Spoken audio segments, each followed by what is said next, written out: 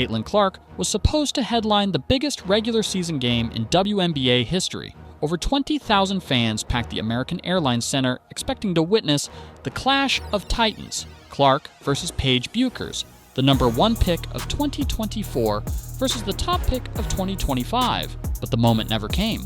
Clark was ruled out just 2 nights before tip-off. Her groin injury flared up again, leaving Fever fans devastated. On paper, this had disaster written all over it. Indiana was coming off a blowout loss to the Sparks. The offense had crumbled without Clark's direction. Dallas smelled blood. But what happened next wasn't just unexpected, it was transformational. The Indiana Fever didn't just survive without Caitlin Clark. They discovered exactly who they were meant to be. For months, this game had been hyped as the defining WNBA matchup of the summer. The Dallas Wings made a bold move weeks earlier. They shifted the game from their smaller College Park arena to the 20,000-seat NBA-sized American Airlines Center. That's not something you do unless you're expecting a spectacle. The buzz was instant. Tickets sold out fast. Fans flooded social media. The thought of Clark and Bueckers going head-to-head in a professional setting for the first time had people canceling plans, booking flights, and showing up in record numbers. This wasn't just another game, it was a moment for women's basketball to show how far it had come. But then, it all changed. 2 days before tip-off, the Indiana Fever announced what fans feared most. Caitlin Clark was officially out. Her injury, originally thought to be minor, hadn't healed in time. Thousands of fans who paid top dollar to witness a generational rivalry were suddenly left wondering if the game still meant anything. Clark's absence wasn't just a loss on the court, it threatened to derail the entire spectacle. The Fever had looked lifeless without her against the Sparks. The offense slowed to a crawl. Aliyah Boston barely touched the ball. The rhythm and spacing were off. The chemistry was broken. And now, without Clark, they had to face a Dallas team that had every reason to believe they were about to embarrass Indiana in front of a record-setting crowd. That's when head coach Stephanie White made a stunning decision. She completely overhauled the starting lineup. Instead of leaning on the usual rotation, she handed the keys to Aari McDonald. This wasn't a minor adjustment, it was a total shift in identity. McDonald hadn't started all year. She was brought in to be a spark off the bench, a defensive irritant, a change of pace guard. Now, she was being asked to run the offense on the biggest stage of the season. Most coaches would have panicked. White bet the house, and she won. The moment the ball tipped, you could feel it. Something was different. The Indiana Fever came out blazing. Aari McDonald attacked like she was shot out of a cannon.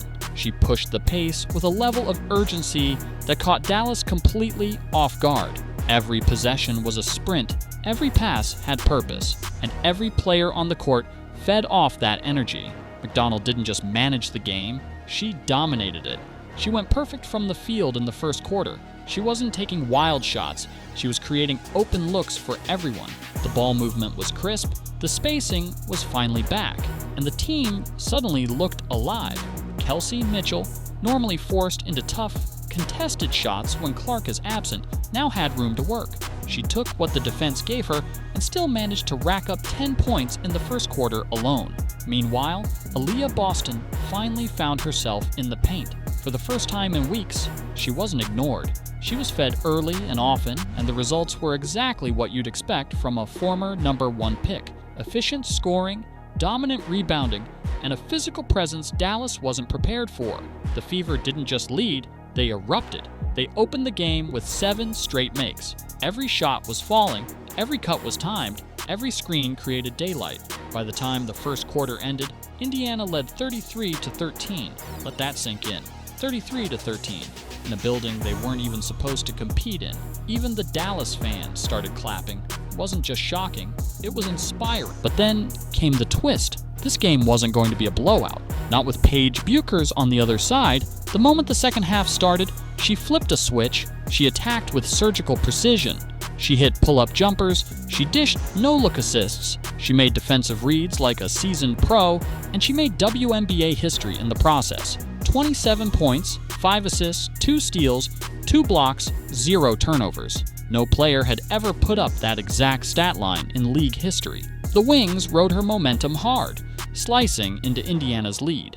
With each bucket, The pressure built. This was the exact scenario where the Fever normally fall apart without Clark, the lead slipping, the rhythm fading, and panic setting in. But not this time. Kelsey Mitchell locked in. She took over with the kind of poise and leadership that silenced every doubter. She finished with 32 points on 11 of 17 shooting, with 7 assists and just 1 turnover. She wasn't just scoring, she was orchestrating. Every play was deliberate. Every pass was smart. Every decision screamed confidence. And while Mitchell controlled the offense, Boston dominated the defense. Boston's impact didn't always show up in highlights, but it was felt on every possession. She grabbed critical rebounds in traffic. She stepped up and contested shots at the rim. She hit all 3 of her free throws and finished with 21 points on 9 for 14 shooting. She did the dirty work. She did the star work. She did everything the Fever needed and more. The game turned into a slugfest. Back and forth, big shots, tough defense, crowd roars. The Wings wouldn't go away, but neither would the Fever.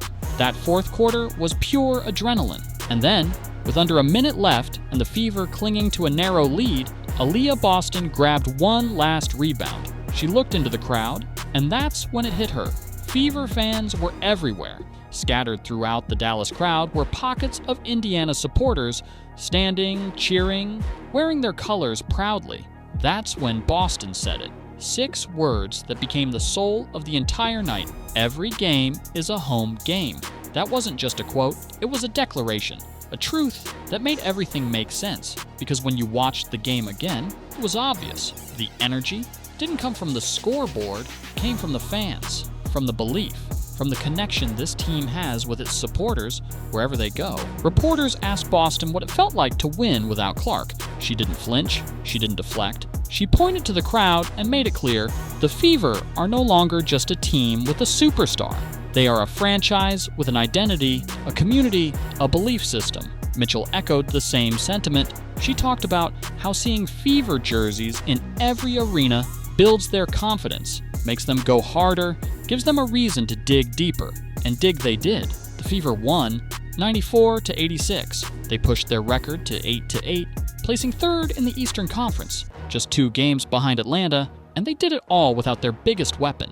With Clark returning soon, this team isn't just holding on, they're surging. They've got momentum, chemistry, and belief, and the league is officially on notice. This win wasn't just about beating Dallas, it was about discovering who they really are. A team that rises together, a team that can win anywhere, a team that refuses to break, and a team that's building something bigger than basketball. If you support the Fever, comment, "I've got the Fever" down below. Hit that like button, subscribe, and turn on notifications so you never miss a moment of this incredible journey. The Commissioner's Cup Championship game is coming.